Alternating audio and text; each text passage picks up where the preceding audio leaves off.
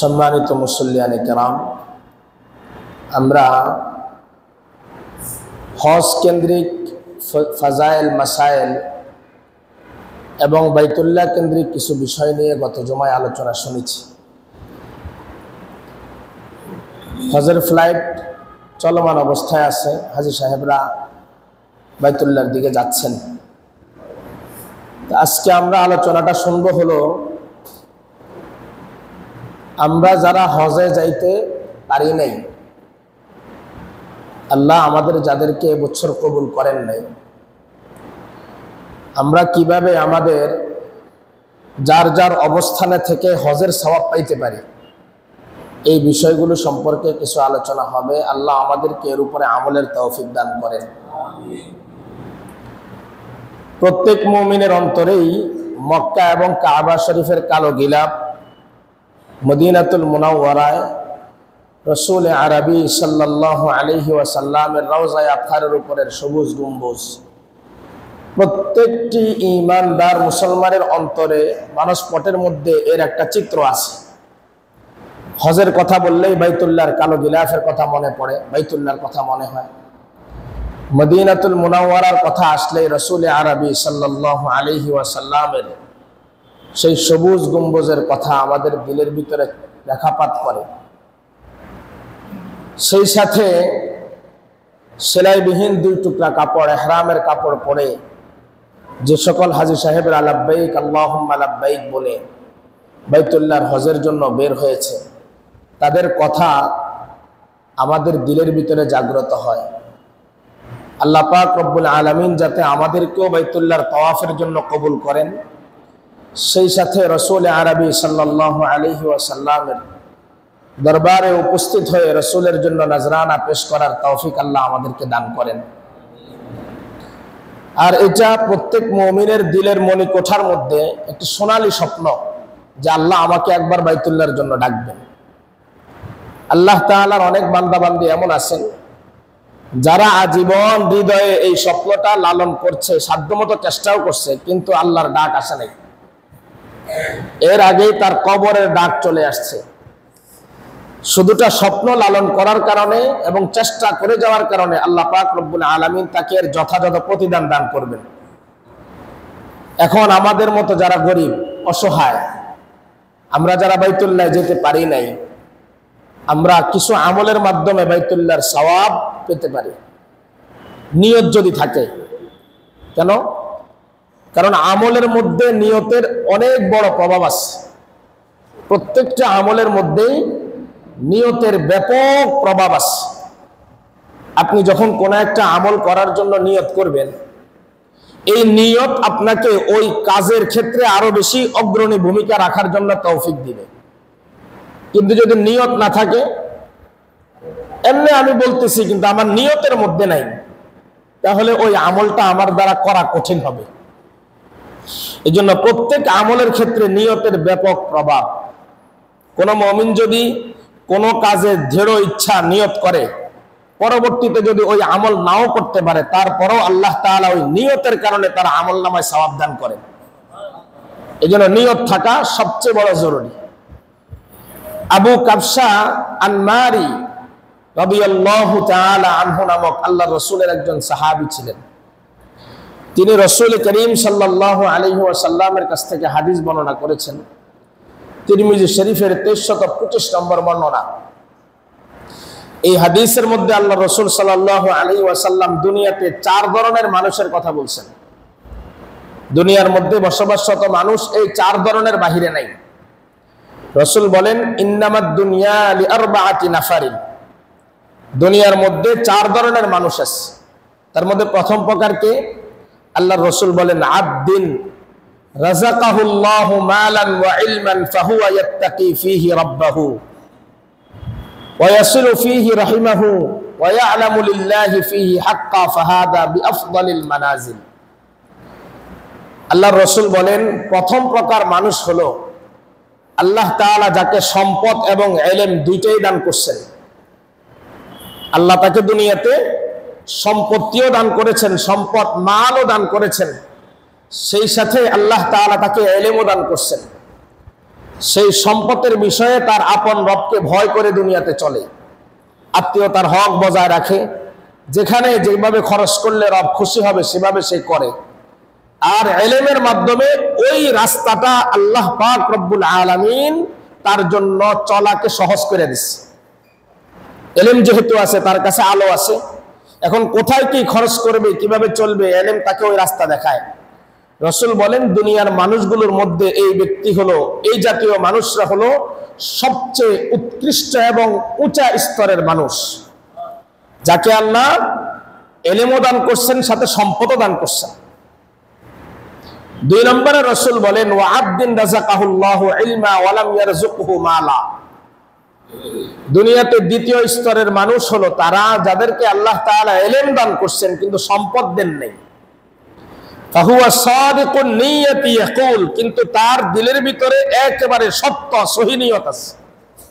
যে কোনো কাজ করার জন্য তার দিলের ভিতরে সহি একটা নিয়ত কাজ করে, যে আমার কাছে হয়তোবা এখন মাল নাই, সম্পদ নাই, সম্পদ আল্লাহ পাক দিলে আমি এর সঠিক ব্যবহার সহি নিয়তের সাথে করব।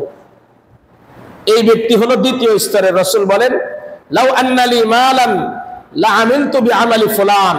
ওই ব্যক্তি বলে, আল্লাহ যদি আপনি আমাকে কোনোদিন সম্পদ দান করেন তাহলে আমি ওই আমলটাকে পরিপূর্ণ করব। রাসূল বলেন, ফাহুয়া বিনিয়াতিহি ফাআজরুহুমা সাওয়াউন। তার নিয়তের কারণে আল্লাহ পাক রব্বুল আলামিন তাকে সওয়াব দান করেন। তার কাছে ইলম আছে, মাল নাই, কিন্তু নিয়তের কারণে সে সওয়াব পেয়ে গেছে। এরপরে রাসূল বলেন, তৃতীয় স্তরের মানুষ দুনিয়াতে কারা? রাসূল বলেন, ওয়া আবদিন রাযাকাহুল্লাহু মালা ওয়া লাম ইয়ারযুকহু ইলমা। আল্লাহ পাক দুনিয়াতে তাকে অনেক সম্পদ দিছে, কিন্তু তার ইলম নাই। সে সম্পদ কিভাবে ব্যবহার করবে, কোন কাজে কিভাবে ব্যয় করবে, এই জ্ঞান আল্লাহ তাকে দান করেন নাই। তার কাছে ইলমের নূর নাই, কোরআন হাদিসের আলো নাই, কিন্তু তার সম্পদ আছে, অঢেল সম্পত্তির মালিক। ফাহুয়া ইয়াখবিতু ফি মালিহি বিগাইরি ইলমিন। সে তার অজ্ঞতার কারণে তার মালকে যত্র তত্র নষ্ট করে। লা ইয়াত্তাকি ফিহি রাব্বাহু। ওই মাল খরচ করার ক্ষেত্রে তার রবের সন্তুষ্টি বা অসন্তুষ্টি কোনোটার তোয়াক্কা সে করে না। ওয়ালা ইয়াসিলু ফিহি রাহিমাহু। সম্পদ তো তার কাছে আছে, কিন্তু ওই সম্পদ দ্বারা আত্মীয়তার কোনো হক সে আদায় করে না। ওয়ালা ইয়ালামু লিল্লাহি ফিহি হাক্কা। এবং সে জানেই না তার কাছে আল্লাহর কোনো হক আছে কিনা। ফাহাদা বিআখবাদিল মানাজিল। আল্লাহর রাসূল সাল্লাল্লাহু আলাইহি ওয়াসাল্লাম বলেন, এই ব্যক্তি হলো দুনিয়াতে সবচেয়ে নিকৃষ্ট স্তরের মানুষ। আমি তাকে মাল তো দিয়েছি, কিন্তু এই মালের সাথে সাথে ইলম না থাকার কারণে, মালের সঠিক ব্যবহার কোথায় কিভাবে করবে এটা তার জানা না থাকার কারণে আত্মীয়তার হক তার দ্বারা নষ্ট হয়েছে, নিজের হক নষ্ট হয়েছে, পরিবার পরিজনের হক নষ্ট হয়েছে, অসহায় মানুষের হক নষ্ট হয়েছে। এই সবগুলো হক নষ্ট করে সে দুনিয়া থেকে বিদায় নিয়েছে। এমত অবস্থায় আল্লাহর খাতায় ওই ব্যক্তি নিকৃষ্ট মানুষ। এ হলো তৃতীয় স্তর মানুষের। 4 নম্বরে রাসূল বলেন, ওয়া আবদিন লাম ইয়ারযুকহুল্লাহু মালা ওয়ালা ইলমা। 4 নম্বর স্তরের মানুষ হলো দুনিয়াতে আল্লাহ তাকে সম্পদ দান করে নাই, ইলমও দান করে নাই। তার কাছে কিচ্ছুই নেই, সম্পদও নাই, ইলমও নাই। ফাহুয়া ইয়াকুল। সে বলে, আন্না লি মালান লা আমিলতু ফিহি বিআমালি ফুলান। যদি আল্লাহ আমাকে সম্পদ দান করে তাহলে আমি আল্লাহর জন্য ওই আমলটা করব। ফাহুয়া বিনিয়াতিহি ফাউজরুহুমা সাওয়াউন। তার এই নিয়তের কারণে প্রতিজ্ঞাবদ্ধ হওয়ার কারণে সে হয়তোবা গুনাহগার হয়ে যেতে পারে, আবার তার সওয়াবও হইতে পারে। কেন? সে যে নিয়ত করলো, এই নিয়তটা যদি তার মান্নতের সমপরিমাণ হয়ে যায়, পুরা না করতে পারলে তাহলে তার আমলনামায় গুনাহ লেখা হবে। আবার যদি আল্লাহ পাক তাকে কোনোদিন সম্পদ দিয়ে দেয়, এর মাধ্যমে যদি সে ওটা আদায় করে তাহলে তার সওয়াব হবে। এই ব্যক্তি হলো 50-50 চান্সের ভিতরে থাকে। আল্লাহ তাকে কি দেয় নেই? সম্পদও দেয় নেই, ইলমও দেয় নেই, যার কারণে তার এই অন্ধত্বের জীবন দুনিয়াতে। এই হাদিসের মধ্যে গুরুত্বপূর্ণ শিক্ষা যেটা, সেটা হলো সাধ্য না থাকা সত্ত্বেও সহি নিয়তের কারণে আল্লাহ রাব্বুল আলামিন সক্ষম ব্যক্তির আমলে যেই পরিমাণ সওয়াব দান করে, আল্লাহ সাধ্য না থাকার কারণে, সহি নিয়ত থাকার কারণে ওই অক্ষম ব্যক্তি যাকে আল্লাহ সম্পদ দেন নাই অথবা সম্পদ দিয়েছেন ইলম দেন নাই, ওই নিয়তটা সহি থাকার কারণে আল্লাহ তার আমল নামার মধ্যে যেই ব্যক্তি আমল করে যে সওয়াব পেল ওই সমপরিমাণ সওয়াব সে আমল নামা এমনি এমনি পেয়ে যায়। এজন্য সহি শুদ্ধ নিয়ত থাকা। আল্লামা তকি উসমানী দামাত বারাকাতুহুম, জাস্টিস আল্লামা তকি উসমানী পাকিস্তানের এক সময় শরিয়া আদালতের প্রধান বিচারপতি ছিলেন। আল্লামা তকি উসমানী উনার আপন বোন সম্পর্কে একটা ঘটনা লিখছেন। উনার এই বোন 34 বছর বয়সে ইন্তেকাল করছেন। উনার বিবাহ এমন এক সংসারে হয়েছে যে সংসারের অভাব অনটন উনাকে ইন্তেকালের আগ পর্যন্ত পিছু ছাড়ে নেই। তো উনার বাবার নাম হলো মুফতি শফি রাহিমাহুল্লাহু তাআলা। আমরা যে মারিফুল কোরআন পড়ি এক খণ্ডের, সৌদি আরব গেলে বাংলা যে কোরআন শরীফ আমাদেরকে হাজী সাহেবদেরকে দেয় এক কালারের, এইটা যিনি লিখেছেন মুফতি শফি রাহিমাহুল্লাহু তাআলা, অনেক বড় আলেম ছিলেন। তো মুফতি শফি রাহিমাহুল্লাহু তাআলার কাছে একদিন এসে তকি উসমানী সাহেবের বড় বোন বলতেছে, আব্বাজান আমি হজে যাওয়ার নিয়ত করছি। তো মুফতি শফি সাহেব রহমতুল্লাহ আলাইহি জিজ্ঞাসা করতেছে, ঠিক আছে হজে যাওয়ার নিয়ত করেছ, তোমার চেষ্টা কতটুকু? চেষ্টা তো আমি আল্লাহর কাছে দোয়া করতেছি, এই জন্য আল্লাহ আমার যাতে হজে যাওয়ার জন্য কি করেন, রাস্তাটা সহজ করেন, দোয়া করতেছি। আর কি চেষ্টা? আর কোনো চেষ্টা তো করতেছি না। তখন উনি বললেন যে তাহলে তুমি কোনো চেষ্টাই করতেছো না। তো বলতেছে যে চেষ্টা কিভাবে করব? তো চেষ্টা করার মাধ্যম হলো তুমি কিছু কিছু পয়সা, কারণ হজ তো হলো এমন ইবাদত যে ইবাদতের মধ্যে তোমার শারীরিক সুস্থতার সাথে সম্পদ লাগবে। তো টাকা জমা না করে সারাদিন দোয়া করলে তো কাজ হবে না, এটার জন্য চেষ্টা করো কিছু, বাকিটা আল্লাহ পুরা করবে। তুমি বলতেছে আমার সংসারে এমন অভাব, যে অভাবের কারণে মাসে আমি 10টি টাকা বাঁচিয়ে আমি যে আমার হজের জন্য জমা রাখবো, এটা আমার পক্ষে সম্ভব নয়। তখন মুফতি শফি সাহেব বললেন, তুমি কি 4 আনা, 1 আনা 2 আনাও কি জমাইতে পারো না? হ্যাঁ এটা পারবো। কথা হলে এটা জমাইতে থাকো আর আল্লাহর কাছে দোয়া করো আল্লাহ তাআলা যাতে তোমাকে তার ঘর বাইতুল্লাহ জিয়ারতের তৌফিক দান করে। ঘটনাচক্রে তিনি ইন্তেকাল করলেন, তার হজে যাওয়া হলো না। 34 বছর বয়সে ইন্তেকাল করছেন, হজে আর যাওয়া হলো না। ওনার ইন্তেকালের পরে ওনার যে সকল সামানা, ওনার কাপড় চোপড় ইত্যাদি, এগুলো যখন ওনার ছেলে মেয়েরা সবাই এগুলো বের করছে, বের করার পরে দেখে সেখানে একটা পোটলার মধ্যে কিছু টাকা রয়েছে, কিছু টাকা, অল্প কিছু, মাত্র 65 রুপি, মাত্র 65 রুপি তিনি এই 34 বছর জিন্দেগিতে জমাইছেন হজের নিয়ত করে। এই টাকাটা মুফতি শফি রাহিমাহুল্লাহু তাআলার সামনে দেওয়ার পর উনি কান্না করে বলছেন যে আমার মেয়ে এই টাকাটা হজের নিয়ত করে জমাইছে, এই 65 রুপি সাথে যা লাগবে তা দিয়ে আমি তার বদলি হজ করাবো। তাহলে আল্লাহ পাক রব্বুল আলামিন হয়তোবা তার জীবদ্দশায় হজ করার নাই, কিন্তু এই 65 রুপিকে আরো যা লাগছে তার সাথে অ্যাড করে আল্লাহ পাক তার মনের যে ইচ্ছা ছিল অন্যের মাধ্যমে সেটা পুরা করাইছেন। এরপরের কথাটা হলো সবচেয়ে বেশি গুরুত্বপূর্ণ। মুফতি শফি রাহিমাহুল্লাহু তাআলা হজে গেছেন, ওনার মেয়ের বদলি হজ, উনি নিজে হজ করার জন্য গেছেন। যাওয়ার পরে আরাফার ময়দানে তিনি একটু শুয়েছিলেন, স্বপ্নে দেখেন জাবালে রহমতের মধ্যে ওনার মেয়ে উঠতেছে। তো জিজ্ঞেস করতেছে তুমি এখানে? আল্লাহ পাক রব্বুল আলামিন জান্নাত থেকে আমাকে এই বছর হজের জন্য এখানে পাঠিয়েছেন।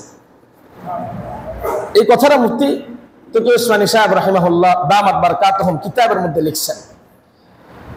এরপরে মুফতি শফি সাহেব এই কথাটা স্পষ্ট করে বলছেন বারবার যে যার নিয়ত থাকবে আল্লাহ পাক রব্বুল আলামিন তাকে কোনো না কোনো ভাবে বাইতুল্লাহর জিয়ারত থেকে কোনোদিন মাহরুম করবে না, আল্লাহ তাকে কোনো না কোনো ভাবে নিয়ে যাবে।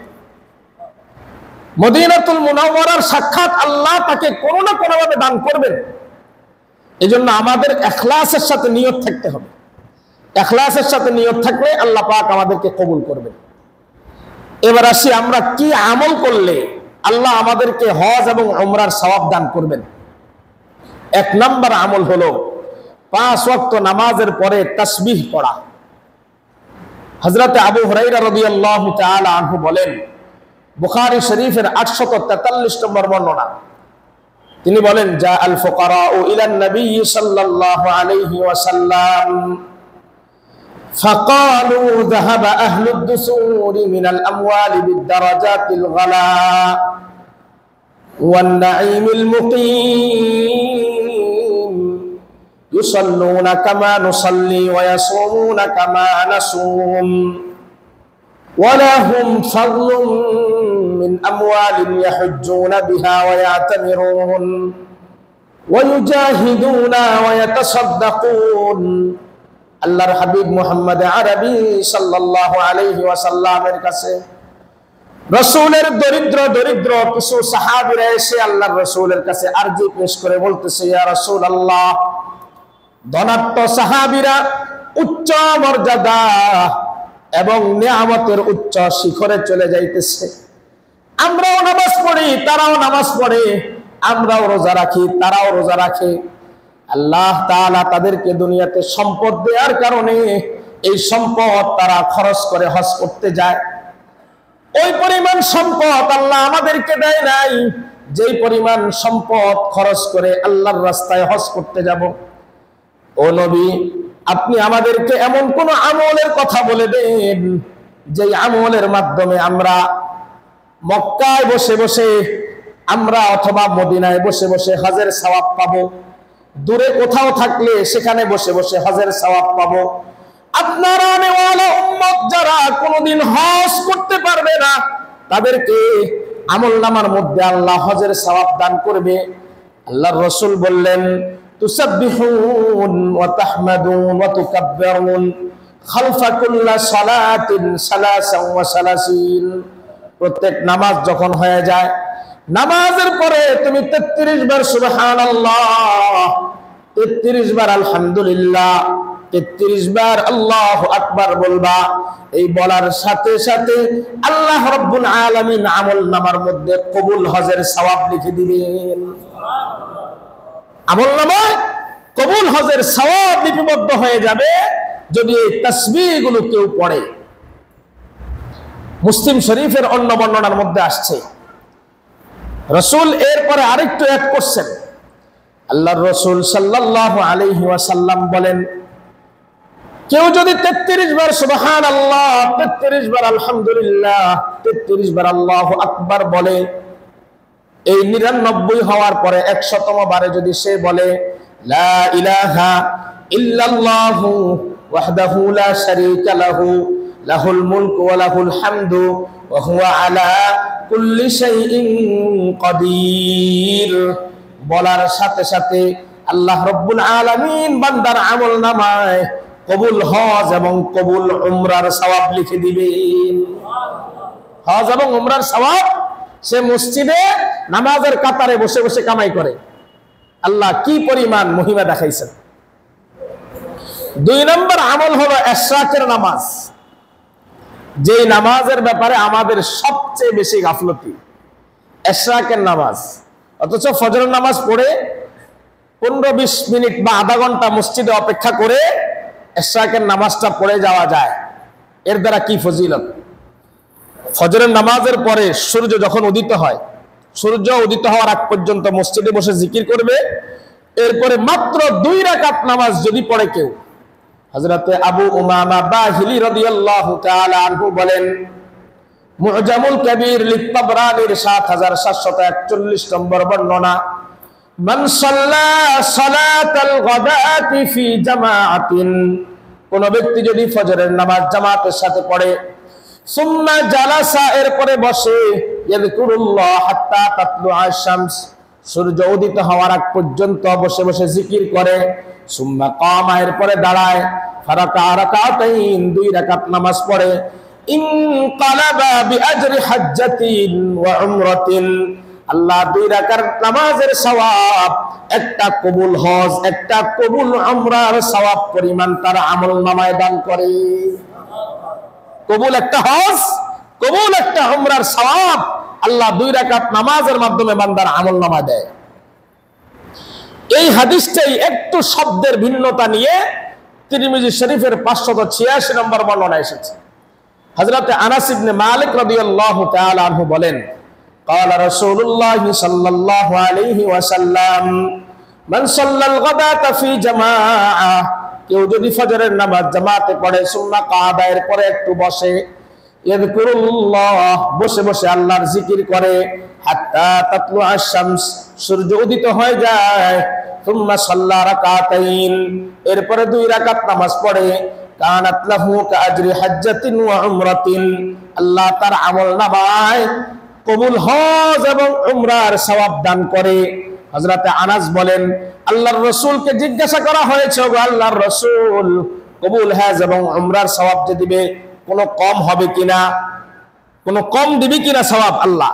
আল্লাহর রাসূল বললেন তাম্মাতিন তাম্মাতিন তাম্মাতিন পরিপূর্ণ পরিপূর্ণ পরিপূর্ণ। একজন হাজী সাহেব দেশ থেকে নিয়ে মক্কায় গিয়ে মদিনায় গিয়ে আরাফা মিনা মুজদালিফা সবগুলো জায়গায় যতগুলো আমল আল্লাহ তার আমলনামায় দান করেছে ওই সমপরিমাণ সওয়াব আল্লাহ তাআলা এই ইশরাকের 2 রাকাত নামাজ পড়া ব্যক্তির আমলনামায় দান করে দিবেন। তাহলে দেশে বসে মসজিদের কাতারে বসে হজ এবং উমরার সওয়াব পাইতে পারি। 3 নাম্বার চাস্তের নামাজের উদ্দেশ্যে মসজিদে যাওয়া। ইশরাক পড়ে বাসায় চলে গেছেন, নাস্তা পানি খেলেন, একটু রেস্ট করলেন, 10টা সাড়ে 10টার দিকে আবার নামাজের জায়গায় দাঁড়িয়ে বাসায় হোক মসজিদে হোক এসে দাঁড়ায় গেলেন চাস্তের নামাজ পড়ার জন্য। হাদিসে পাকের মধ্যে আল্লাহর রাসূল বলেন, আবু দাউদ শরীফের 558 নম্বর বর্ণনা, রাসূল বলেন মান খারাজা ইলা তাসবিহিদ দুহা লা ইয়ানসিবুহু ইল্লা ইয়াহু ফাআজরুহু কাআজরিল মু'তামির। যে ব্যক্তি চাস্তের নামাজ আদায় করার উদ্দেশ্যে কষ্ট করে মসজিদে যায় আল্লাহর রাসূল বলেন সে একটা কবুল উমরাকারী উমরা করে যে সওয়াব পাবে ওই পরিমাণ সওয়াবের মালিক আল্লাহ তাকে বানায়া দেয়। কবুল উমরাকারীর সমপরিমাণ সওয়াব দিবে চাস্তের 2 রাকাত নামাজ যদি কেউ আদায় করে। 4 নাম্বার ফরজ নামাজের পরে ওযু করে মসজিদের উদ্দেশ্যে বের হওয়া। বাসা থেকে ওযু করে মসজিদের উদ্দেশ্যে নামাজ পড়ার উদ্দেশ্যে বের হওয়া, এর মাধ্যমে আল্লাহ রাব্বুল আলামিন তাকে হজের সওয়াব দান করে। সুবহানাল্লাহ। আবু দাউদ শরীফের 558 নম্বর বর্ণনা। এই বর্ণনার যেটা আগে বললাম এই বর্ণনাটার প্রথম অংশ। আল্লাহর রাসূল বলেন মান খারাজা মিন বাইতিহি মুতাতাহহিরান ইলা সালাতিন মাকতুবা। রাসূল বলেন কেউ যদি পূত পবিত্র হয়ে ওযু করে মসজিদে নামাজের উদ্দেশ্যে বের হয়ে যায় ফাজরুহু কাআজরিল হাজ্জিল মুহরিম। ইহরামকারী ব্যক্তি ইহরাম অবস্থায় হজ করে যে সওয়াব পাবে আল্লাহ রাব্বুল আলামিন ওই পরিমাণ সওয়াব বান্দার আমলনামায় দান করে দেন। সহজ না কঠিন? একেবারে সহজ সহজ প্রসেস।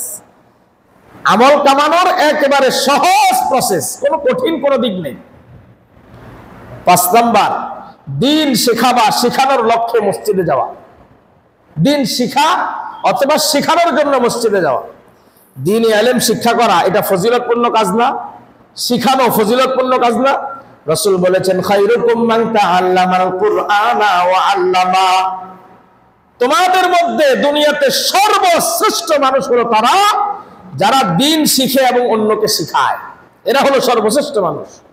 আবু উমামা বাহিলি রাদিয়াল্লাহু তাআলা আনহু থেকে বর্ণিত, রাসূল বলেন মুআজামুল কাবীর লিত-তাবরানির 7473 নম্বর বর্ণনা, মান গাদা ইলাল মসজিদ লা ইউরিদু ইল্লা আন ইয়াতাআল্লামা খায়রা আও ইউআল্লিমুহু। আল্লাহর রাসূল বলেন কেউ যদি সকাল বেলায় মসজিদে যায় এই উদ্দেশ্যে সে ইলম শিখবে অথবা কাউকে শিখাবে, কানা লাহু কাআজরি হাজ্জিন তাম্মান হাজ্জাতুহু। আল্লাহর রাসূল বলেন আল্লাহ রাব্বুল আলামিন তার আমলনামায় পরিপূর্ণ হজ করলে যে সওয়াব হবে এই সমপরিমাণ সওয়াব তার আমলনামায় লিখে দেয়। এখন আমাদের বাচ্চাদেরকে মসজিদের মক্তবটা এখন উঠে গেছে, মসজিদের মক্তব এখন উঠে গেছে। সে যদি ওই সকাল বেলায় ললিতা কলা শিক্ষা করার জন্য ব্যাগ কাঁধে নিয়ে না বের হয়ে শুধু মসজিদে এক কদম আগাইতো, আল্লাহ রাব্বুল আলামিন তার আমলনামার মধ্যে কবুল হজের সওয়াব লিখে দিত। আর এখন সকালবেলায় ঘুমে থাকে, তাদের মধ্যে 10 কেজি ওজনের ব্যাগ উঠায় দেয়, আর মা ঠেলতে থাকে, বাবা পিছন থেকে ঠেলতে থাকে, ছেলে ঠেলে নিয়ে যায় স্কুলে। ঘুমাইতে ঘুমাইতে কিছুক্ষণ ললিতা কলা, নাচ গান, কুদরতে খোদার দেওয়া কিছু ফজিলতপূর্ণ কথা এগুলা শিখায়, এরপরে আসে। সকালবেলার বক্তব্য উঠে গেছে, যার কারণে এখন সহি শুদ্ধভাবে কোরআন পড়তে পারার মতো সন্তান মুসলমানদের ঘরে তৈরি হয় না। অথচ মুরব্বীরা যেখানে আপনারা যারা আছেন, সকালবেলা আপনারা আগে কি শিখছেন? বক্তব্যে পড়ছেন, যাই আলিফ বাতা পড়ছেন হুজুরের কাছে, বক্তব্য পড়ছেন। এই বক্তব্যের কোরআন যারা শিখছে, ওই কোরআন এখনো পর্যন্ত আপনাকে আলো দেখায়, কাজ দেয়, এখনো আপনার ওই কাজ দেয়। বক্তব্যের যে কোরআন, ওটার যে নূর, ওই নূর এখন আপনাকে আলো দেখায়। আমাদের আগামী প্রজন্ম কি হবে আল্লাহ সবচেয়ে ভালো জানে। কোরআন থেকে একবারে নিবিড় অন্ধকারে বঞ্চিত, বক্তব্য নাই। শহরের মসজিদগুলো তো আকসার নাই, গ্রামে যাও আছে, তাও এরকম না। এই জন্য এখনো পর্যন্ত সময় আছে বক্তব্য ভিত্তিক বাচ্চাদেরকে কোরআন শিক্ষা দেওয়া যে প্রচলন ছিল, ওই প্রচলনের দিকে যদি আমরা আবার যাইতে পারি, আমাদের সন্তানগুলো সুসন্তান হবে ইনশাআল্লাহ। আল্লাহ আমাদেরকে বুঝার তৌফিক দান করেন। 6 নম্বরে মসজিদে জামাতের সাথে নামাজ আদায় করা। জামাতের সাথে যদি কেউ নামাজ আদায় করে, আল্লাহ তার আমলনামার মধ্যে কবুল উমরার সওয়াব দান করবে, হজের সওয়াব দান করবে। আল মুআজামুল কবির লিত-তাবরানির 7578 নম্বর বর্ণনা এসেছে, রাসূল বলেন, মান মাশা ইলা সালাতিন মাকতুবাতিন ফিল জামাআ, কেউ ফরজ নামাজ আদায় করার জন্য মসজিদে পায়ে হেঁটে আসে, মসজিদে আসছে, ফরজ আদায় করবে, ফাহিয়া কাহাজ্জাতিন, আল্লাহ তাকে হজের সওয়াব দান করবে। ওমান মাশা ইলা সালাতি তাতাওউইন, আর যদি কেউ নফল নামাজ পড়ার জন্য মসজিদে আসে, ফাহিয়া কাউমরাতিন তাম্মাতিন, আল্লাহ তাআলা তাকে একটা পরিপূর্ণ উমরার সওয়াব আমলনামায় দান করবেন। কত সহজ প্রসেস! আল্লাহ পাক সওয়াব দেওয়ার জন্য প্রসেস একবারে সহজ রাখছেন। এই যে জুমার নামাজ পড়তে আজকে আসছেন, 7 নাম্বার জুমার নামাজে উপস্থিত হওয়ার দ্বারা আল্লাহ রাব্বুল আলামিন আমাদেরকে হজের সওয়াব দান করছেন। সুবহানাল্লাহ। এই যে আমরা উপস্থিত হলাম, আল্লাহ আমাদের আমলনামায় হজের সওয়াব লিখছেন। জুমার নামাজে উপস্থিত হওয়ার এত ফজিলত, অত্যন্ত ফজিলতপূর্ণ দিন হলো জুমার নামাজের দিন।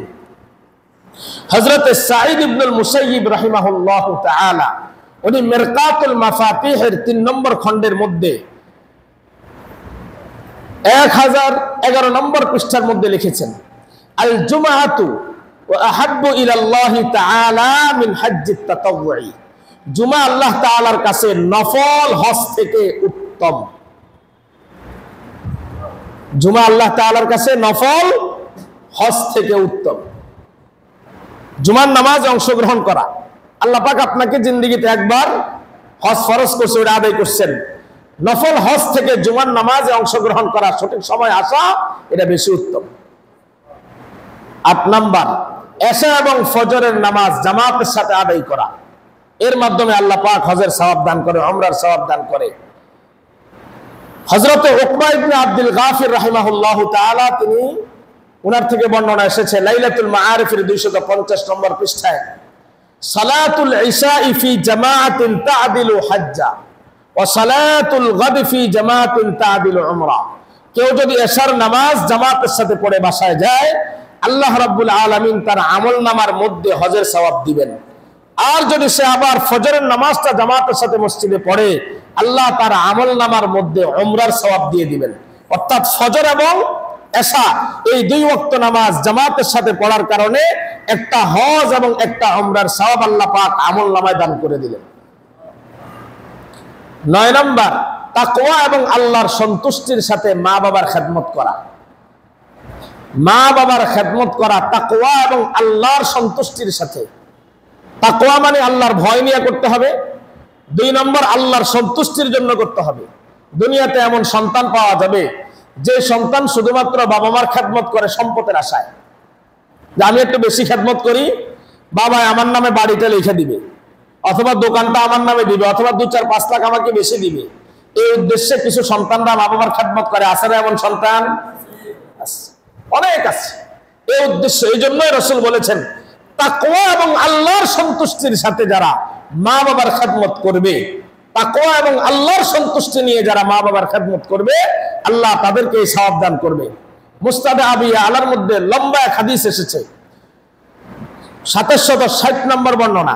হযরত আনাস রাদিয়াল্লাহু তাআলা আনহু বলেন, এক ব্যক্তি নবী করিম সাল্লাল্লাহু আলাইহি ওয়াসাল্লামের খেদমতে এসে বলল, আমার জিহাদ করতে খুব মনে চায়, আমার মন চায় আমি জিহাদ করতে যাই, কিন্তু আমার সামর্থ্য নাই।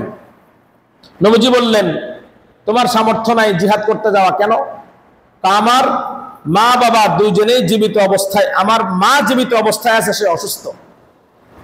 আমার মা দুনিয়াতে জীবিত অবস্থায় আছে কিন্তু সে অসুস্থ। তার খেদমতের জন্য আমি যদি হজে চলে যাই, খেদমতে কমতি হবে, তার কষ্ট হবে। আমি যদি জিহাদের ময়দানে চলে যাই, তার কষ্ট হবে। এই জন্য এখন আমি জিহাদের ময়দানে যেতে পারতেছি না, হজ করতে যাইতে পারতেছি না। আমাকে আপনি এমন কোন প্রসেস বলেন যে প্রসেসের মাধ্যমে আমি হজে যাইতে পারি। আল্লাহ রাসূল সাল্লাল্লাহু আলাইহি ওয়াসাল্লাম ওই সাহাবীকে বললেন, ফাআবিল্লাহা ফি বিররিহা ফাইন্নাকা ইযা ফাআলতা যালিকা ফাআনতা হাজ্জুন ওয়া মু'তামিরুন ওয়া মুজাহিদুন ইযা রাযিয়াত আনকা উম্মুকা ফাত্তাকিল্লাহা ওয়া বিররাহা। আল্লাহর রাসূল সাল্লাল্লাহু আলাইহি ওয়াসাল্লাম ওই সাহাবীকে বললেন, তাহলে তুমি তোমার মায়ের খেদমত বেশি পরিমাণে করো, তোমার মায়ের খেদমত বেশি পরিমাণে করো। যদি খেদমতের মাধ্যমে তোমার মা তোমার উপরে সন্তুষ্ট হয়ে যান, এই সন্তুষ্টির বিনিময়ে আল্লাহর রাস্তায় জিহাদ করে মুজাহিদ যেই সওয়াব পাবে, আল্লাহ তোমার আমলনামায় ওই পরিমাণ সওয়াব দিয়ে দিবেন। হজকারী ব্যক্তি টাকা পয়সা খরচ করে হজে গিয়ে যেই সওয়াব পাবে, ওই সম পরিমাণ সওয়াব আল্লাহ রাব্বুল আলামিন তোমার আমলনামায়ও দান করে দিবেন। উমরাকারী ব্যক্তি উমরা করার জন্য কষ্ট করে পয়সা খরচ করে গিয়ে যেই পরিমাণ সওয়াব পাবে, আল্লাহ রাব্বুল আলামিন ওই পরিমাণ সওয়াব তোমার আমলনামায় দান করে দিবেন। তুমি তোমার মায়ের খেদমত ভালো করে মনোযোগ দিয়ে করতে থাকো। 10 নম্বর হজ এবং উমরার সওয়াব বাড়িতে বসে বসে পাওয়ার 10 নম্বর হলো হাজীদেরকে সাহায্য সহযোগিতা করা। আমার কোনো ভাই হজে যাবে, কেউ যাবে, আমার সাধ্য অনুযায়ী তার জিনিসগুলো গোছায় দিলাম, তাকে একটু আগায় দিলাম, তার সাথে একটু এয়ারপোর্ট পর্যন্ত গেলাম, তাকে একটু মালিভাবে সহযোগিতা করলাম, তার টাকা পয়সা কিছু শর্ট আছে তাকে দিলাম, এভাবে সহযোগিতা করা 1 নাম্বার। তার অবর্তমানে তার পরিবার পরিজনের খোঁজ খবর রাখা, এটাও আল্লাহ রাব্বুল আলামিনের কাছে অত্যন্ত সন্তুষ্টিপূর্ণ একটি কাজ। সহিহ ইবনে খুজাইমার 2064 নম্বর বর্ণনা এসেছে, আল্লাহর রাসূল বলেন, মান হাজ্জাজা হাজ্জান আও খালাফাহু ফি আহলিহি কানা লাহু মিসলা উজুরিহিম মিন গায়রি আন ইনতাকাসা মিন উজুরিহিম শাইআ। যে ব্যক্তি কোনো হাজী সাহেবকে প্রস্তুত করে দেয় অথবা তার পরিবার পরিজনের দায়িত্ব গ্রহণ করে, সে ব্যক্তি হজ আদায় করে যে পরিমাণ সওয়াব পাবে, এই ব্যক্তি এই দায়িত্ব পালন করার কারণে আল্লাহ তাকে ওই সমপরিমাণ সওয়াব আমলনামায় দান করে দিবেন। খুব বেশি কষ্ট, একেবারে সহজ প্রসেস না। বাড়িতে বসে আমি হজের সওয়াব পাবো, হজের মৌসুম চলতেছে, এই জন্য এই আমলগুলো করার চেষ্টা করবো ইনশাআল্লাহ। 11 নম্বরে কোন মুসলমান ভাইয়ের কোন প্রয়োজন পুরা করে দেওয়া, কোন মুসলমান ভাইয়ের কোন একটি প্রয়োজন পুরা করে দেওয়া। আমার কথা দ্বারা কারো একটা প্রয়োজন পুরা হয়ে যায়, আমি সেখানে একটা কথা বলবো। আমার একটু হাঁটার দ্বারা যদি কারো একটা প্রয়োজন পুরা হয়ে যায়, আমি একটু হাঁটবো।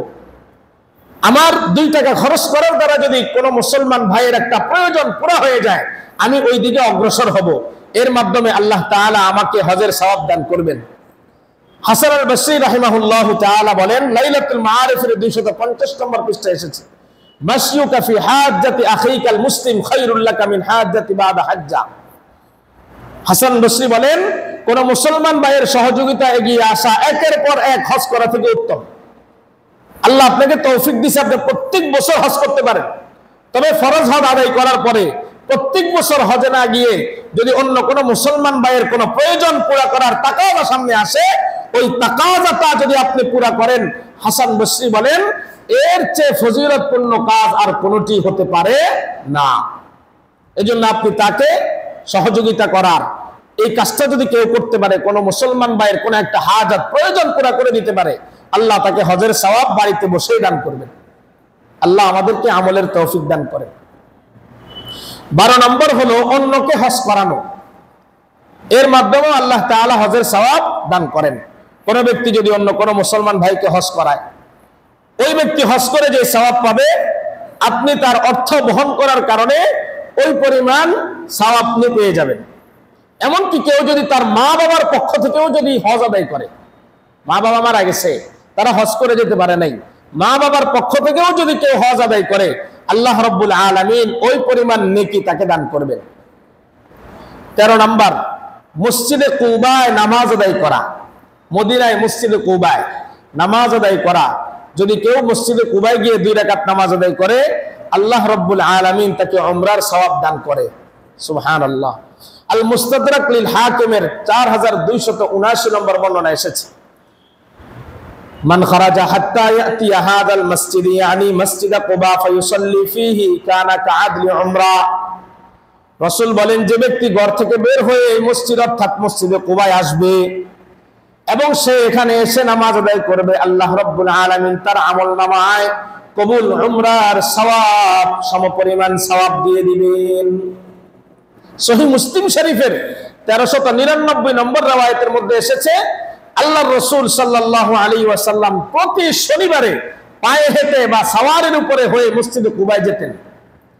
ফায়ুসাল্লি ফীহি রাকাতাইন, রাসূল সেখানে গিয়ে 2 রাকাত নামাজ আদায় করতেন।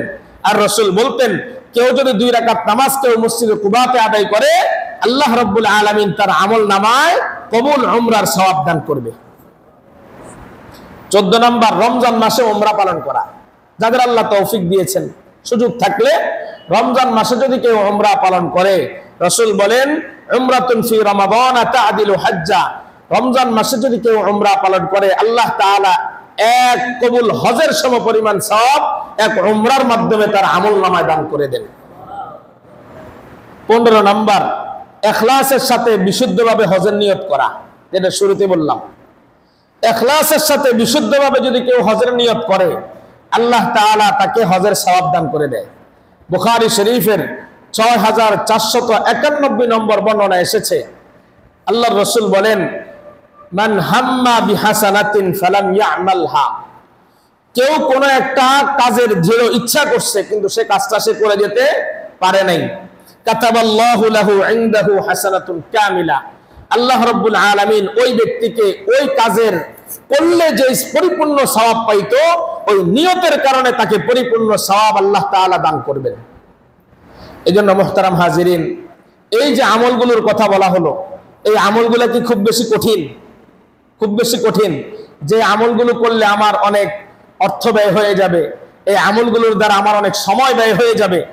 একেবারে সংক্ষেপ সময়ের ভিতরে এই যে ছোট ছোট আমলগুলো, এই আমলগুলো করে হজের এই মৌসুমের মধ্যে আমরা বাড়িতে বসে বসে হজের সওয়াব পাবো, উমরার সওয়াব পাবো। হাজী সাহেবরা সেখানে লাব্বাইক আল্লাহুম্মা লাব্বাইক বলতেছে, সেখানে আল্লাহ তাআলা আমাকে যাওয়ার জন্য এবার কবুল করেন নাই। হয়তোবা জিন্দেগিতে আমাকে কবুল করবেন কিনা আমি জানি না, কিন্তু প্রতিনিয়ত আল্লাহ তাআলা আমাকে হজ এবং উমরার সওয়াব কামাই করার সুযোগ করে দিয়েছেন। এই সুযোগগুলোকে আমাদের কাজে লাগানো উচিত না? এজন্য সব সময় আল্লাহ তাআলার কাছে আশা রাখবেন, আল্লাহ যাতে আমাকে বাইতুল্লাহর হজের জন্য কবুল করে, এই আশাটা রাখবেন। আর এই আমলগুলোর মাধ্যমে প্রতিনিয়ত হজ এবং উমরার আমল কামাই করতে থাকতে হবে, নিয়ত থাকতে হবে। আর ওই যে সাধ্য অনুযায়ী, যাদেরকে আল্লাহ অনেক টাকা পয়সা দিয়েছে তাদের তো টাকা পয়সা রেডি আছে, যাদের নাই তারা সাধ্য অনুযায়ী অল্প জমান, আল্লাহ পাক রব্বুল আলামিন ওটাকে পরিপূর্ণ করে দিবেন ইনশাআল্লাহ। আপনার ওই চেষ্টাটুকুকে আল্লাহ কবুল করে আল্লাহ আপনাকে পরিপূর্ণ সওয়াবের মালিক বানায় দিবেন। আল্লাহ রব্বুল আলামিন আমাদেরকে এই কথাগুলোর উপরে আমলের তৌফিক নসিব করেন। ওমা তৌফিকি ইল্লা বিল্লাহ ওমা আলাইনা